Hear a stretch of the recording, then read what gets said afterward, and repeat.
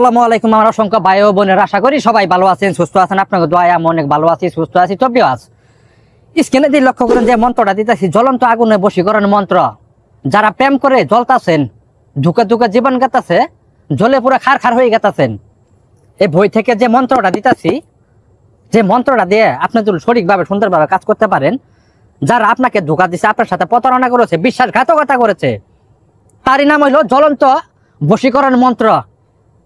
যারা বিনা দোষে বিনি অপরাধে জ্বলতে জ্বলতে কয়লা হয়ে গেছেন, আপনার সাথে বিশ্বাসঘাতকতা করেছে, আপনার জীবনধারী নষ্ট করে দিছে, সে এখন আপনাকে চিন্তাছে না, না চিনার ভান করতেছে, আপনার জীবন থেকেই সরে গেছে।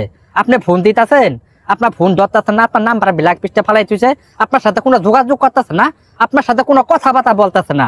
যদি সঠিকভাবে কাজ করেন, যে মন্ত্রটা দেখতেছেন, এই মন্ত্রটা 33 বার পাঠ করবেন, 8-12টা পরে শরীরটা পাকর অবস্থায়। যার প্রতি আপনি মন্ত্রটা প্রয়োগ করবেন, প্রথমত তার নাম নিয়ে মন্ত্রটা আপনি 33 বার পাঠ করবেন। পাঠ করার সাথে সাথে সে আপনার ভালোবাসা ব্যক্তি যদি আপনারা স্মরণ না করে, আপনারা ফোন না দেয়, তার বাধা আমারে বলবেন। কিন্তু কাজগুলা সুন্দরভাবে সঠিকভাবে করবেন।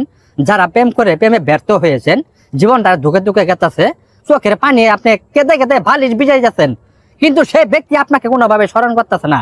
কিন্তু এই মন্ত্রটা 33 বার পাঠ করার সাথে সাথে আপনার ভালোবাসা ব্যক্তি যত কঠিন, যত পাষাণ লোক থাকুক না কেন, 33 বার পাঠ করার সাথে সাথে ওই ব্যক্তি আপনার স্মরণ করবে এবং কি আপনারা ফোন দিবে। কিন্তু কাজগুলা সুন্দরভাবে সঠিকভাবে করবেন। 8-12টার পরে মন্ত্রটা পাঠ করবেন সঠিকভাবে, সুন্দরভাবে, কোনো ভুল টুটি কাজ করবেন না। এটাই আপনাদের কাছে অনুরোধ। আপনাদেরকে সকলকে ধন্যবাদ। আসসালামু আলাইকুম।